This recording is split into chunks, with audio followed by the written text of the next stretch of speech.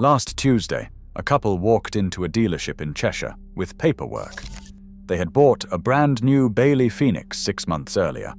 They had paid £24,900 and financed it over 5 years. They needed it valued for insurance purposes. Routine, they thought. A formality. The man behind the desk has spent 12 years buying and inspecting used caravans, thousands of them. He knows what a 6-month-old Bailey is worth before the couple sits down. He has had this conversation so many times that he has stopped being surprised by it. He asked what they thought it was worth. The husband said maybe 22,000. Still nearly new, immaculate condition, barely used. He turned his screen around. 3 identical Bailey Phoenix models from the same year, all for sale within 50 miles. 12,900, 13,500, 14,200. The husband said the listings must be mistakes. They were not mistakes. Those were asking prices. Actual transaction prices for 6-month-old Baileys were running at £11,000 to £12,000. Their caravan, which they had paid £24,900 for, had lost nearly £13,000 in 6 months. They still owed £23,000 on finance, negative equity of £11,000 on a caravan they had owned for half a year. That is not bad luck. That is not a market fluctuation. That couple did not buy a caravan. They paid £2,000 for every weekend they used it. Every time they closed the door and went to sleep, their net worth fell by £100 per hour. It was not an investment in a lifestyle. It was a controlled fire burning through their savings while they looked out at a field. The husband went pale. The wife started crying. This happens every week. Different couple, different model, same conversation, same outcome. And the industry that sold them that caravan understood exactly what was going to happen before the ink was dry on the agreement. Start with the numbers, because the numbers are the thing the sales process is specifically designed to prevent you from seeing clearly. A brand new caravan loses between 40 to 55% of its value in the first 3 years. The depreciation is front-loaded in a way that makes the car market look stable by comparison. 20 to 30% disappears the moment you tow it off the forecourt. Another 15 to 20% goes in year 1, another 10 in year 2. By year 3, your £25,000 caravan is worth £9,000 to £11,000. New cars lose roughly 30 to 40% across the same period. Caravans lose more than double. And unlike cars, where the depreciation curve eventually flattens, caravans accelerate downward. Because they do not simply become older, they rot. A 2022 Swift Challenger came through the dealership recently. The original retail price was £28,000. It was 3 years old and in excellent condition by every visible measure. The purchase price was £8,500. The seller accepted that without negotiation. They had financed the van over 5 years and still owed £14,000. To hand over the keys, they wrote a cheque for £5,500 on top of 36 months of payments already made. In total, £23,500 had been paid out for 3 years of occasional weekend use. The dealership paid £8,500. That gap is not an accident. It was engineered into the product from the beginning.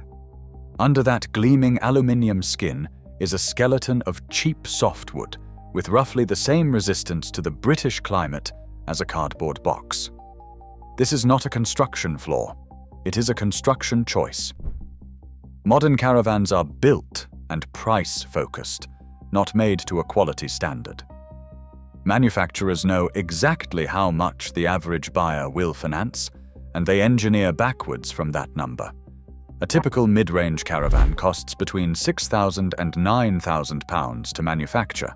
It retails for £20,000 to £30,000.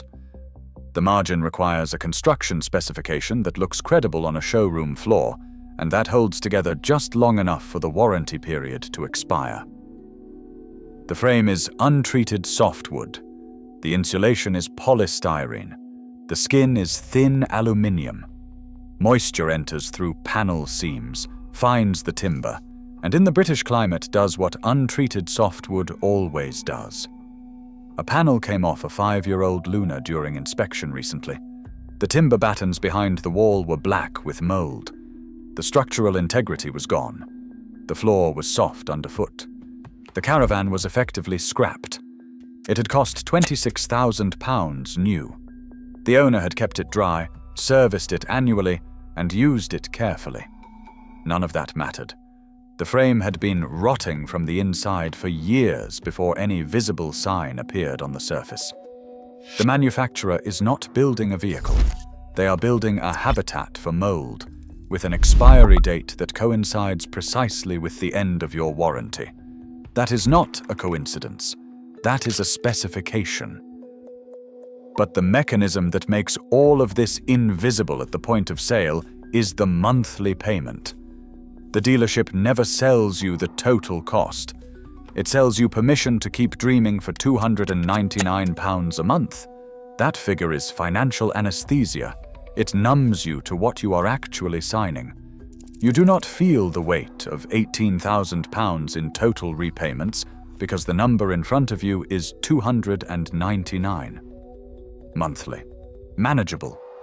Reasonable. Nobody in the showroom suggests you multiply it out. The finance documents contain the total amount payable somewhere in the small print, receiving approximately 4 seconds of attention before the signature line. The number is there, but the entire choreography of the transaction keeps your attention on the monthly figure and away from the cumulative one. £299 a month for 60 months is £17,940. For a 3-year-old caravan, the dealer acquired it for £8,000. On a depreciation curve that will make it worth £4,000 by the time you finish paying. The dealer earns commission on that finance arrangement, typically 10 to 15% of the loan value, on top of the margin between what they paid and what they sold it for. The finance company earns 8 to 10% annual percentage rate across 60 months. The manufacturer was paid the moment the unit left the factory. By the time moisture finds the timber frame, every party to the original transaction has been made whole. Every party except the one sleeping in it.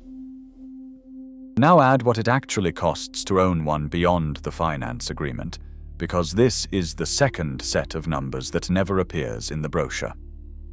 Storage, £500 to £1,500 per year. Insurance, £300 to £800 per year. Annual servicing required to maintain warranty validity and insurance cover, £150 to £300 per year. Site fees, if you keep it on a seasonal pitch, £2,000 to £5,000 per year. A vehicle rated and powerful enough to tow 1,200 to 1,800 kilograms. Conservative total, £3,000 to £5,000 per year before you have opened the door for a single night. The couple with the Bailey Phoenix were paying £490 per month on finance. Storage on top, insurance on top, servicing on top. Approximately £7,000 per year in total ownership cost. They used the caravan for around 15 nights a year. £7,000 divided by 15 nights. That is £466 per night. They were paying £466 per night to sleep in a caravan on a site with shared facilities, while the asset they were financing depreciated by another £1,000 in the same period. They could have stayed in hotel rooms the length and breadth of Britain for that figure, breakfasts included, losing nothing in depreciation because there was nothing to depreciate. But the caravan industry does not sell you a bed for the night. It sells you identity, freedom, the open road, family mornings looking out across a Cumbrian valley. That feeling is real. And the industry understands that a feeling, priced correctly and packaged in aluminium, can make the arithmetic completely invisible. Then came 2020, and the industry did something that will define the British caravan market for the rest of this decade. When foreign travel disappeared, people who had never considered caravanning were buying whatever they could find. The industry saw the demand and responded with everything it had. Production ran overtime. Dealers sold inventory not yet built. Waiting lists stretched to 6 months. In 2021, people were buying caravans like lifeboats, desperate for escape, desperate for anything. In 2026, those lifeboats have become anchors, dragging thousands of households into water they cannot swim out of. Every caravan sold in that boom is now 3 to 5 years old and arriving on the used market simultaneously. Before the pandemic, around 15,000 used caravans were listed for sale across the United Kingdom at any given time. The current figure is over 45,000. 3 times the supply. Demand has not tripled. The floor has not been found. Each desperate seller who accepts $8,000 for a caravan they owe $14,000 on pulls the next valuation down by another increment. The market corrects downward in a spiral that feeds itself, and the people most trapped inside it are the ones who did everything right. Researched models, used reputable dealers, secured mainstream finance, serviced annually, stored properly. Nobody showed them the used market data before they signed. Nobody ran the 5-year total repayment figure next to the 5-year depreciation projection. Nobody explained what untreated softwood does inside an aluminium shell through a British winter. Because nobody in the transaction had any financial incentive to show them. When that couple left the office in Cheshire last Tuesday, the husband asked what they should do. The honest answer was that no good option remained. If they could afford to continue paying, keep it and use it constantly. If they needed to exit, find £11,000 in cash to clear the finance gap and absorb the loss in full. In 3 years, when the structural symptoms begin to appear, it will be worth £4,000. They will be invited to trade it in. The negative equity will be rolled into a new agreement on a new caravan, and the cycle, for whoever buys next, will begin again. The next time you see a new caravan gleaming under forecourt lights, do not see freedom. Look at the walls.